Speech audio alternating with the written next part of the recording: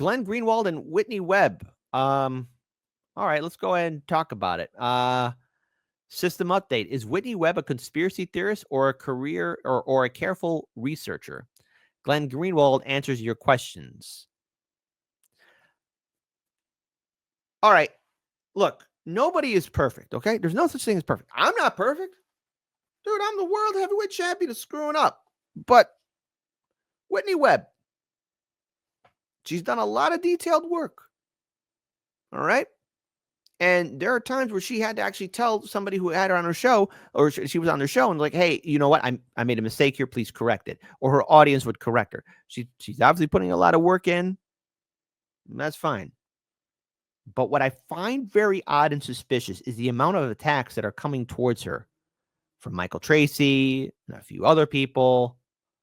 And I guess now, maybe Glenn, I don't know, maybe now Glenn Greenwald. I mean, it's rather odd. So I think it's important. First, I want to read her tweet in response to a video, and I will be playing some of Glenn Greenwald's video here. Hi, Glenn Greenwald. I find it very inaccurate that you would claim that I lied about your Snowden reporting, or really about you at all, as the articles and theories you are referring to are reports about the Intercept. How many of the whistleblowers who trusted the Intercept ended up in prison? Some of whom, thanks directly to other Intercept journalists they trusted, and how Snowden archive was closed. I actually saw a movie that kept on stressing me out. It was about one of those whistleblowers in which the Intercept failed. I was beyond on edge for that entire film. The name is escaping me now, but it the more I thought about it, I was like, huh, there's more? Just like that scene from Avengers Endgame. You want more? Laura Portress, who you mentioned in this video, was outraged about the archive being shuttered and said you and top staff did not even inform Snowden that it was being shut down. I am obviously aware that your underling, Michael Tracy, has made 2 very bad face smears against me and other researchers in the Epstein case recently, taking 2 relatively minor errors I have already taken corrective action on and tried to discredit my 10-year body of work, among other things. I can assure you that those mistakes are extremely rare in my work, and they are not present in my articles on the Intercept, the content of which you paint as containing things that are provably false. I'm posting links to all my articles on the issue below. Please let me know what is provably false about them, and I will happily make a correction. Also, I'm hardly the only journalist to have made these claims about the Snowden archive and the Intercept. Why are you signaling me out? All right, look, guys.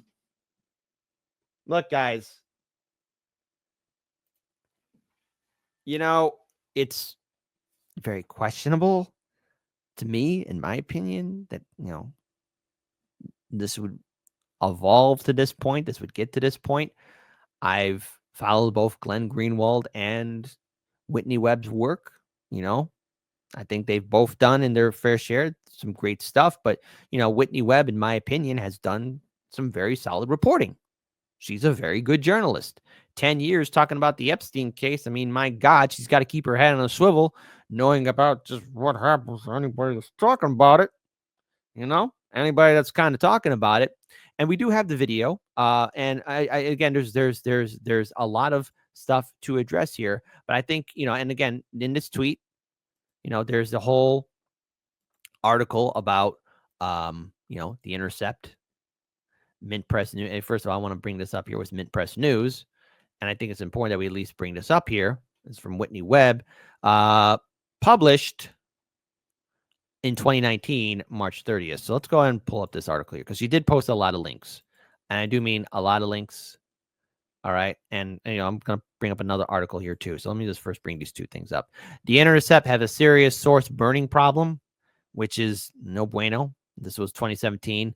Long having built its reputation on reports derived from classified information provided to them by leakers, the Intercept now finds itself in the unpleasant position of having burned or outed one of its anonymous sources. The leaker, Reality Lay Winner, allegedly gave the Intercept classified NSA documents pertaining to an investigation of Russian military intelligence hacking within the U.S. and now faces years in prison under the Espionage Act. While outing Winner could have been a result of negligence, the FBI affidavit explained why the Bureau arrested Winner shows it went beyond mere negligence. According to the FBI, not the full-blooded Italians, but the Federal Bureau of Investigation, a reporter at the paper sent leaked documents to a contractor working for National Security Agency, NSA, the very agency that they had been taken from. A full week before the Intercept published the story, the alleged intention was to let the NSA itself verify the documents, an unusual move for a news outlet that was originally intended to have exclusive publication rights over the Snowden leaks that exposed NSA surveillance. Upon being contacted, the NSA asked the Intercept redact parts of the document, and the Intercept complied, following the orders with some of those requests. Again, just want to put this up. John Kirkwood said the Intercept should be ashamed of itself. Matthew Cole Burns, yet another source. It makes your entire organization untrustworthy. You got to keep your head on a swivel here, folks. Just a little bit of insight from old Kit Kat. There's a lot of snakes in this business. Dirty, filthy snakes. You don't trust them. Case in point right here, silencing the whistle. In the Intercept shutter Snowden archive, citing cost. Because it costs money. On March 13th, a report in the Daily Beast revealed that New York-based outlet The Intercept would be shutting down its archive of the trove of government documents entrusted to a handful of journalists, including Intercept co-founders Glenn Greenwald and Laura Poitras, by whistleblower Edward Snowden. However, that account did not include the role Greenwald, as well as Jimmy Sehel, the other Intercept co-founder, in a controversial decision to shutter the archive.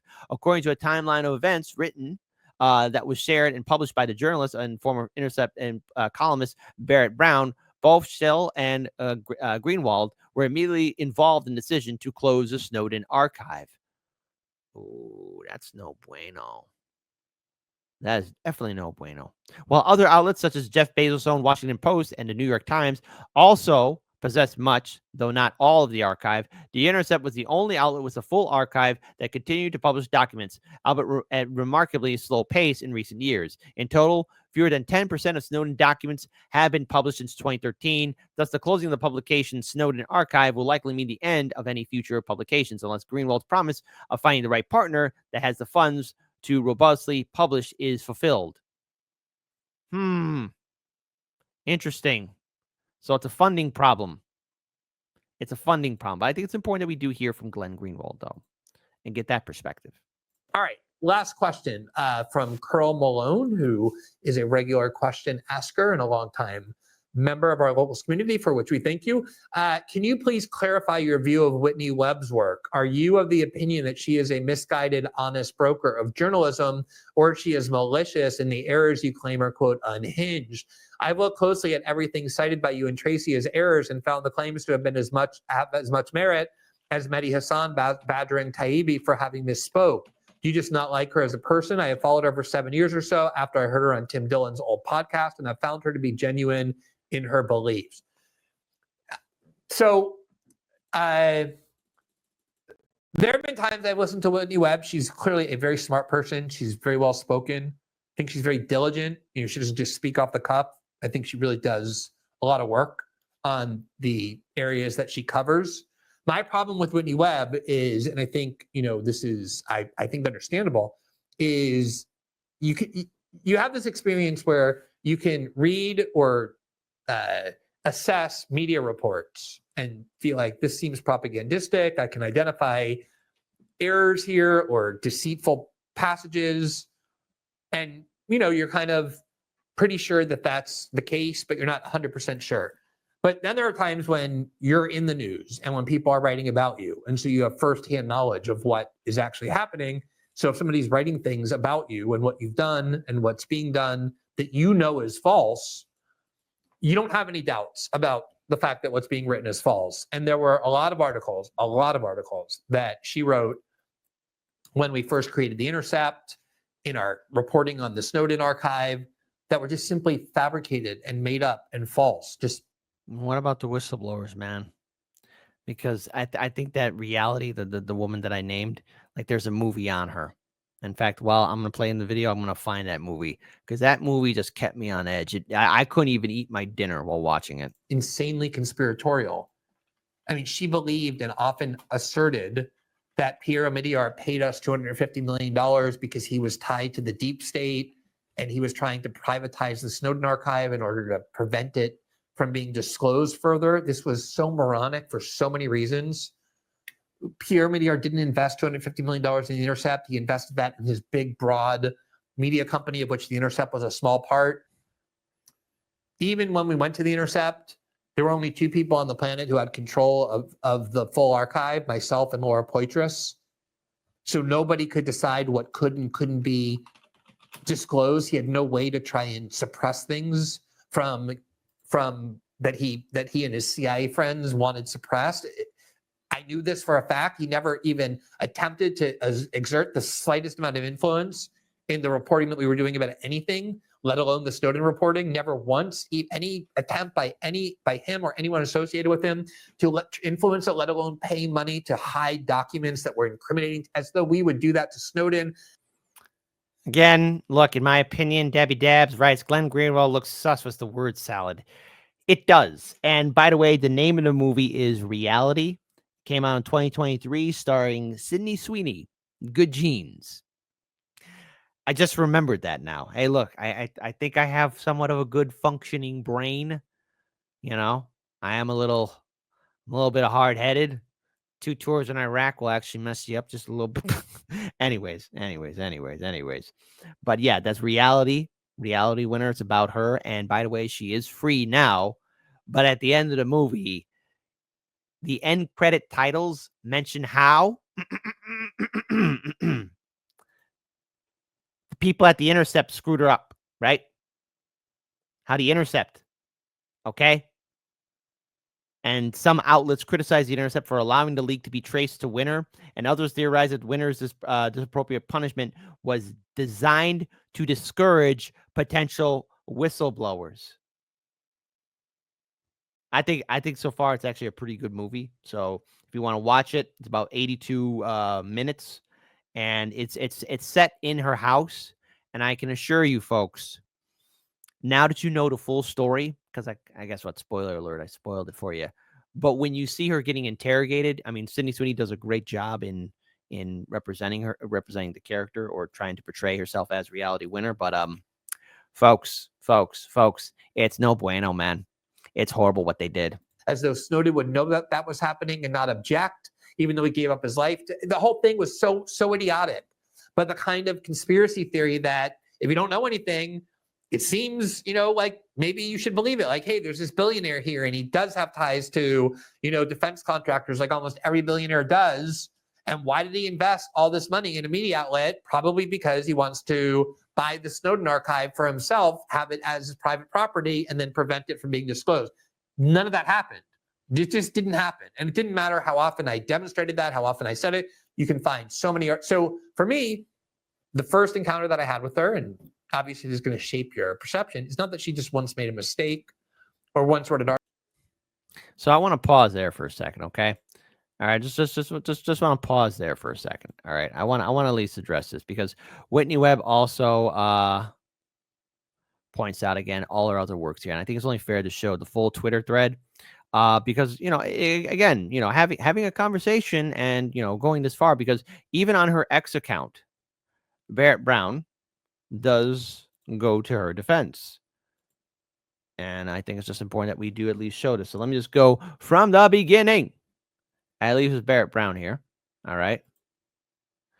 Barrett Brown, that was one of the journalists that I mentioned. Whitney Webb notes Greenwald is depicting her as a sole source for the case that the Intercept, funded by deal partner Omidar, betrayed whistleblowers. He can't admit her case derives partly from his own ex-contributors and may be found in my memoirs vetted by lawyers from FSG. Oh, that's what you call no bueno right there. I mean, again, we'll see what happens with the further fallout. There's a little bit more here.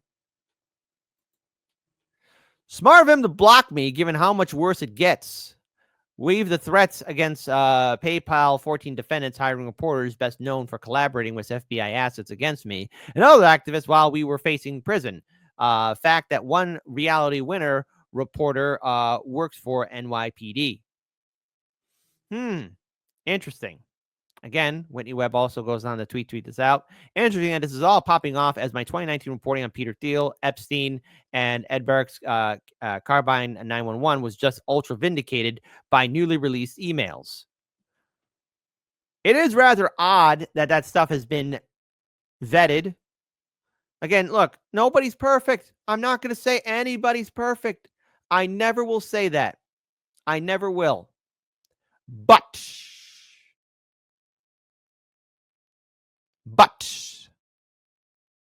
this is a key word, but Whitney Webb, when she's made a mistake, she's corrected it. It takes a lot. Her audience has called her out. And look, hey, you, my audience, have called me out when I've made a mistake. I love it. I truly do love it when that happens. That tells me that you got a great community here. But I find it odd that she's being attacked by Michael Tracy and then in turn by, I guess, Glenn Greenwald. I mean, we'll see what happens. There's has to be a little bit more. But she has a right to defend herself and her work. And I think that was very reasonable and very kind. And you know what, Whitney Webb, we invite you to be on our show so you could share your perspective and point of view. In fact, we welcome you back.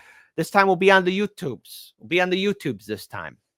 Not behind Rockfin, because 2020, 2024 was a crazy year in which community guideline strikes and copyright strikes were hitting us and hitting us hard.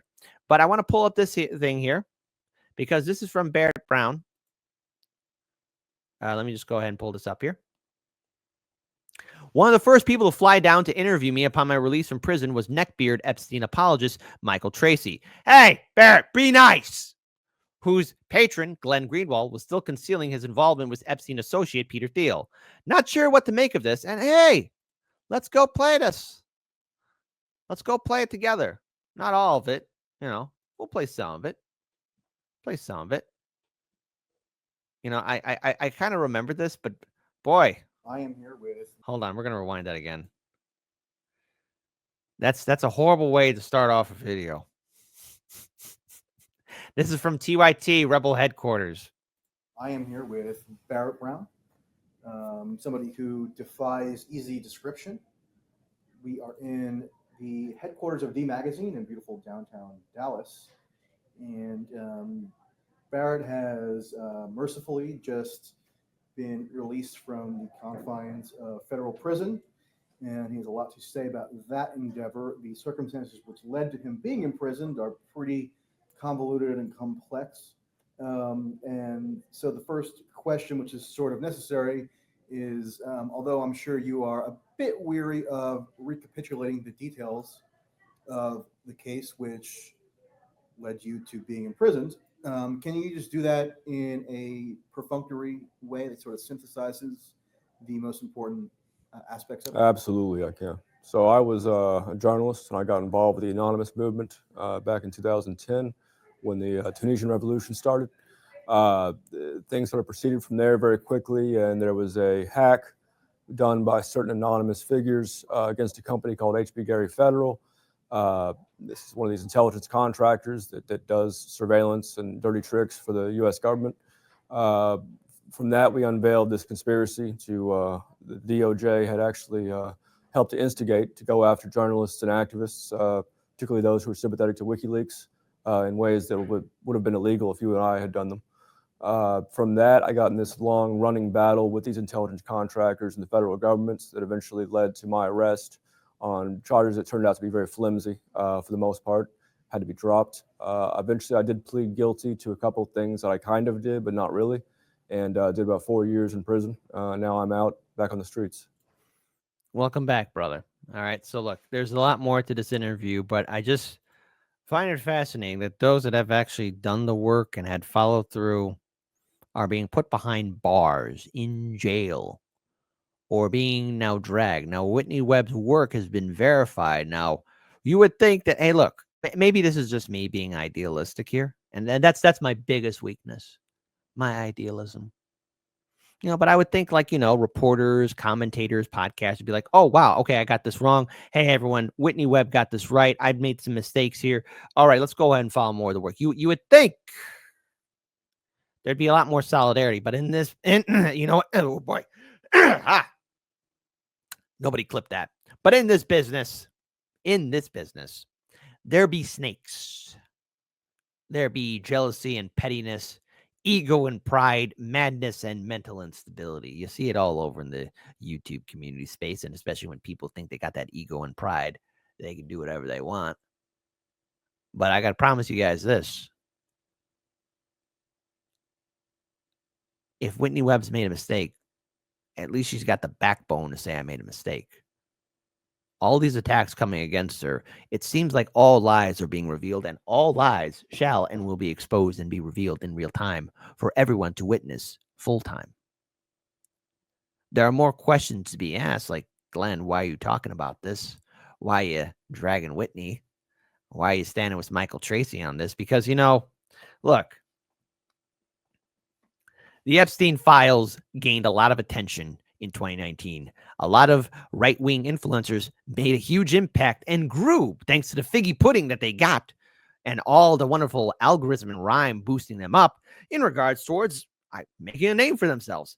And hey, that happens. That happens in this media sphere. When you get content gold and the lightning hits you and the algorithm and numbers are boosting you up, oh, you're jogging. But then 5 years later, Trump gets in office. Oh, we're not talking about it. Oh, it's a hoax.